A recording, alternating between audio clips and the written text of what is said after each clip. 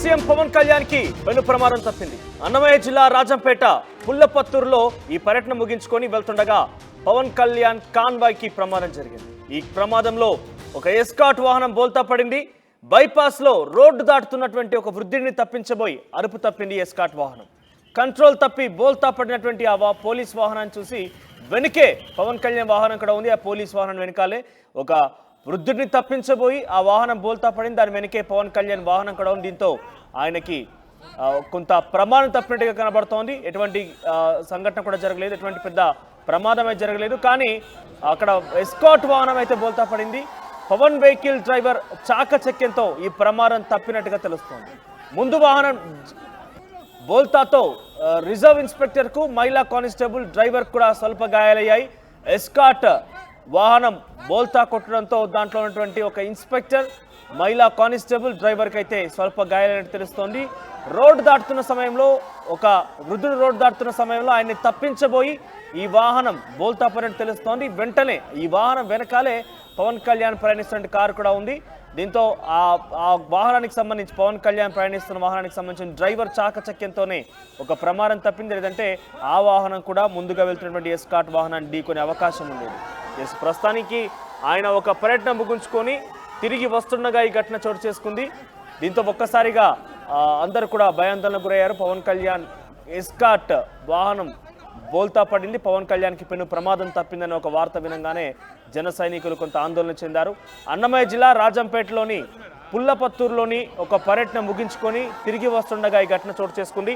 మా ప్రతినిధి కిషోర్ దగ్గరికి వెళ్దాం. కిషోర్, అసలు ఏం జరిగింది? ఆయన ఎటువంటి పర్యటన ముగించుకొని వస్తున్నారో ఆ సమయంలో అక్కడ ఫుట్పాత్ అంటే జీబ్రా క్రాసింగ్ ఏదైనా ఉండేనా? వృద్ధుడు హైవే పై నుంచి దాటుతున్నాడా? జీబ్రా క్రాసింగ్ ఉందా? అసలు ఏం జరిగింది?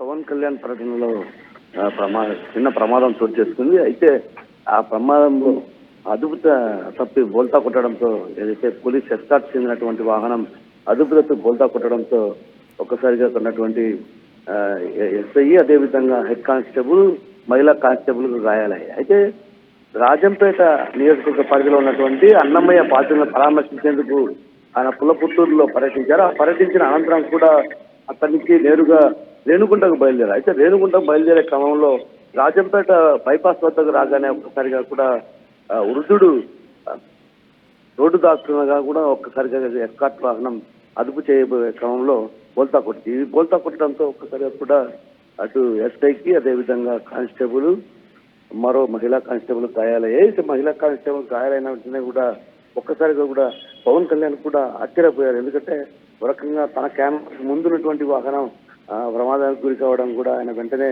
అక్కడ కిషోర్ బేసిక్గా ఇటువంటి విఐపి అక్కడ పాసేజ్ ఉంటే కనుక విఐపి మూవ్మెంట్ ఉంటే కనుక డెఫినెట్ గా పోలీసులు కొన్ని ఆంక్షలు విధిస్తారు, రోడ్లన్నీ కూడా క్లియర్ చేస్తుంటారు. కాబట్టి అసలు ఆ వృద్ధుడు ఎడికెళ్ళి వచ్చాడో? అది సిటీలో జరిగిందా, హైవే పైన జరిగిందా? హైవే పైనే మనోజ్, ఎందుకంటే అది ఒక సర్కిల్, ఎన్టీఆర్ కూడలు అంటారు దాన్ని. ఆ ఎన్టీఆర్ కూడలు కరెక్ట్ గా అదొక బైపాస్ అదే విధంగా అటువైపు ఇటువైపు నుంచి వాహనాలు వస్తుంటాయి. వాహనాలను కట్టడి చేశారు. కానీ ఈ వృద్ధుడు ఉన్న ఫలంగా ఒక్కసారిగా దొరకడంతో అటు తప్పించబోయే క్రమంలో కూడా ఒక్కసారిగా కూడా ఇది బోల్తా కొట్టింది. అయితే ప్రమాదానికి అసలు వృద్ధుడు అటువైపు దాటుకోవాల్సిన పోలీసులు అక్కడ ఉన్నప్పటికీ కూడా అంటే వృద్ధుడు కాబట్టి త్వరగా దాటుకుంటాడేమో అన్నటువంటి భావనతో పోలీసులు వదిలేసినట్టునేమో. కానీ మొత్తానికైతే మాత్రం భారీ స్థాయిలో క్యాన్వాయ్ అంతా బయలుదేరినప్పటికీ కూడా ఆ వృద్ధుడు దాటుకునే క్రమంలో ఎస్కాట్ వాహనం ఒక్కసారిగా అతన్ని తప్పించబోయే క్రమంలో బోల్తా కొట్టింది. అయితే ఈ సంఘటన జరిగిన వెంటనే కూడా జన సైనికుల్లో కూడా ఒక భయాందోళనకు గురయ్యారు. ఎందుకంటే పవన్ కళ్యాణ్కి ఏమైనా అయిందేమో అన్నటువంటి భావన ఆదుర్దాత కనిపించింది. అయితే ఆ తర్వాత ముందుగా ఏదైతే క్యాన్వాయ్ వాహనం బోల్తా కొట్టిందని తెలుసుకున్న తర్వాత అభిమానులు కూడా కొంత ఇది అయింది. అయితే మొత్తం మీద చూస్తున్న మాత్రం విఐపీలు పర్యటించే సమయంలో మాత్రం ఖచ్చితంగా అక్కడ ఉన్నటువంటి పోలీసులు నిర్వహిస్తూ ఉంటారు. అయితే వృద్ధులు కదా అన్నటువంటి భావనతో అక్కడ ఉన్నటువంటి వాళ్ళు కొంచెం వదిలిపెట్టడంతో ఈ ప్రమాదం ఉంది. అయితే ఆయన ఏదైతే రాజంపేట పుల్లపత్తూరు పర్యటనలో అన్నమయ్య బాధితులను పరామర్శించి ఆ తర్వాత రేణుగుంటకు వెలిగిన క్రమంలో ఈ ఘటన జరిగింది. ఏదైతే బైపాస్ లో ఉన్నటువంటి ఎన్టీఆర్ సర్కిల్లో ఆ తర్వాత గాయపడ్డటువంటి ఎస్ఐని అదేవిధంగా కానిస్టేబుల్ ను మహిళా కానిస్టేబుల్ ని ముగ్గురిని కూడా స్థానికంగా ఉన్నటువంటి ప్రభుత్వ ఆసుపత్రికి తరలించారు. బేసిక్ గా విఐపి మూవ్మెంట్ అంటే ఎస్కార్ట్స్ వాహనాలు కావచ్చు, దాంట్లో ఉన్న కాన్వాయ్ సంబంధించిన వెహికల్స్ కావచ్చు, చాలా వేగంగానే వస్తూ ఉంటాయి, చాలా స్పీడ్ మూవ్మెంట్ ఉంటుంది. సో ఈ నేపథ్యంలో ఎటువంటి గాయాలయ్యే వారికి అంత స్పీడ్ మూవ్మెంట్ లో కంట్రోల్ చేయడం అంటే డెఫినెట్ గా అదొక చాకచక్యం సమయస్ఫూర్తి అని చెప్పొచ్చు. సో ఎటువంటి గాయాలయ్యే ప్రస్తుతం వారి పరిస్థితి ఏ రకంగా ఉంది? మనోజ్, ఎందుకంటే అది ఒక క్రాసింగ్ అనుకోవచ్చు, ఒక రకంగా సర్కిల్. అది ఎన్టీఆర్ సర్కిల్ కాబట్టి కొంచెం వేగం తక్కువగానే పోతూ ఉంటారు. అందువల్ల ప్రమాదం పెద్దగా చోటు చేసుకోలేదని చెప్పవచ్చు. ఎందుకంటే అది అటువైపు నుంచి ఇటువైపు నుంచి వాహనాలు వచ్చే సర్కిల్ అది. ఆ సర్కిల్లో ఉన్నటువంటి నేపథ్యంలో కూడా ఒక రకంగా చిన్నగానే వెళ్ళారు. అయితే ముందు ఏదైతే ఎస్కార్ట్ వాహనం ఉందో ఆ ఎస్కార్ట్ వాహనం బోల్తా కొట్టడంతో కూడా ఒక్కసారిగా కూడా వెనక వైపునే పవన్ కళ్యాణ్ వాహనం కూడా ఉంది. అంటే ఒక రకంగా పవన్ కళ్యాణ్ వాహనం చిన్నగా అంటే వెళ్ళడం వల్లే ఆ పెద్ద ప్రమాదమే తప్పిందని చెప్పవచ్చు. అయితే ఎవరైతే గాయపడ్డారో ఎస్ఐ, అదేవిధంగా కానిస్టేబుల్, మహిళా కానిస్టేబుల్ ముగ్గురిని కూడా ప్రభుత్వ ఆసుపత్రిలో చికిత్స పొందుతారు. వాళ్ళు స్వల్పంగా గాయపడ్డారు కాబట్టి ఎలాంటి ప్రమాదం లేదని చెప్పవచ్చు. రైట్, అంటే పోలీస్ వాహనం అంత వేగంగా వచ్చినప్పటికీ తప్పించబోయి బోల్తా పడినప్పటికీ కొన్ని గాయాలతో మాత్రం బయటపడినట్టే వాళ్ళు సీట్ బెల్ట్ పెట్టుకొని ఉంటారు బహుశా. ఎందుకంటే ప్రధానంగా ఎవరైనా సరే ప్రయాణించేటప్పుడు బైపాస్లలో కానీ సాధారణంగా సూర్య ప్రాంతాలకు ప్రయాణించే వారు ఎవరైనా సరే సీట్ బెల్ట్ పెట్టుకొని ప్రయాణిస్తుంటారు. కాబట్టి సీట్ బెల్ట్ పెట్టుకొని ప్రయాణించినప్పటికీ కూడా అంటే ఒక రకంగా కుదుపులు అంటే బోల్తా కొట్టడంతో కూడా ఒక కుదుపులతో ఆ డోర్ వద్ద అలాంటి చోట కొద్దిగా తగిలి గాయాలయ్యాయి. అయితే గాయాలైన వెంటనే కూడా విషయం తెలుసుకున్నటువంటి ఎస్కార్ట్ కావచ్చు, అదేవిధంగా పవన్ కళ్యాణ్ సంబంధించినటువంటి అభిమానులు కూడా వెంటనే వారందరినీ కూడా ప్రభుత్వ ఆసుపత్రికి తరలించి చికిత్స చేస్తున్నారు. ఈ విషయం కూడా ఏదైతే ముందుగా ఉన్నటువంటి ఎస్కార్ట్ వాహనం కాబట్టి పవన్ కళ్యాణ్ కూడా ఈ విషయం తెలిసింది. వెంటనే ఆయన కూడా చొరవ తీసుకొని వాళ్ళని వెంటనే ఆసుపత్రికి చేర్పించాలని కూడా అక్కడ ఉన్నటువంటి అధికారులను, అదేవిధంగా జన సైనికులను కూడా ఆదేశించడం జరిగింది. దీంతో ఒక రకంగా పెను ప్రమాదమే తప్పిందనే చెప్పవచ్చు. Right, thank you Kishore. So మొత్తం మీద పవన్ కళ్యాణ్ కి పెను ప్రమాదం తప్పింది. ఆయన నిన్న అన్నమయ్య జిల్లా రాజంపేట పుల్లపత్తూరులోని ఒక పర్యటన ముగించుకొని తిరిగి వస్తుండగా హైవే పైన తన వాహనం కాన్వాయ్ వెళ్తున్న నేపథ్యంలో ఒక వృద్ధుడు ఆ రోడ్డు దాటే ప్రయత్నం చేశాడు. దీంతో ముందున్నటువంటి ఎస్కాట్ పోలీస్ వాహనం ఆ వృద్ధుడిని తప్పించబోయి బోల్తా పడింది.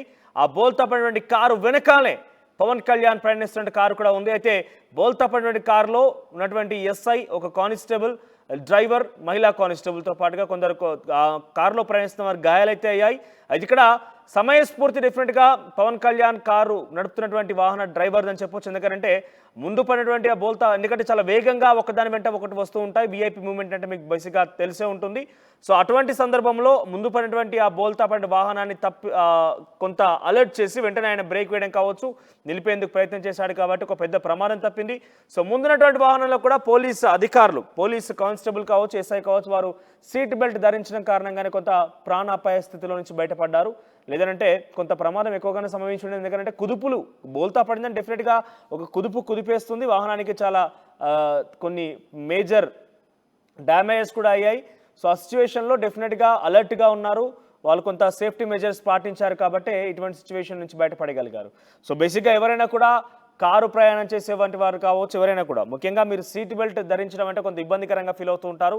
కేవలం ఎవరో ఫైన్ వేస్తారనో పోలీసులు ఆపుతారని కాకుండా మీ రక్షణ కోసం మీరే సీట్ బెల్ట్ ధరించాల్సి ఉంటుంది. ఇక్కడ డెఫినెట్గా మనం ప్రమాదానికి సంబంధించి పవన్ కళ్యాణ్ ప్రమాదం నుంచి బయటపడడం ఒక్కటే అంశం కాకుండా మన సేఫ్టీ మెజర్స్ సంబంధించిన అంశం కూడా చూసుకోవాలి. నేషనల్ హైవే ఓఆర్ఆర్పై ప్రయాణిస్తున్న వారు చాలా దాని వెంట చాలా వేగంగా కార్లు దూసుకెళ్తూ ఉంటాయి. కానీ చాలామంది కూడా అలసత్వం వహించి, నిర్లక్ష్యం వహించి సీట్ బెల్ట్ పెట్టుకోరు. సీట్ బెల్ట్ పెట్టుకుంటే ఎంత ప్రమాదమైనా కూడా కొంత కంట్రోల్ ఉండే అవకాశం ఉన్నదానికి ఇదొక ఉదాహరణగా చెప్పొచ్చు. సో పవన్ కళ్యాణ్కి సంబంధించి కాన్వేలో ఉన్నటువంటి ఒక వాహనం బోల్తా పడడంతో అందరూ ఆందోళన కలిగించింది. ముఖ్యంగా జనసేన నాయకులే చాలా ఆందోళనకరంగా ఉన్నారు. ఎందుకంటే ఏం జరిగి ఉంటుందో అంటూ కొంత సస్పెన్స్గా నెలకొన్నప్పటికీ ఎటకేలకు విషయం అయితే బయటకు వచ్చింది. పవన్ కళ్యాణ్కి ఎటువంటి ప్రమాదం జరగలేదు. ముందున్నటువంటి ఆ కాన్వేలోని ఎస్కాట్ పోలీస్ వాహనం మాత్రం బోల్తా పడింది.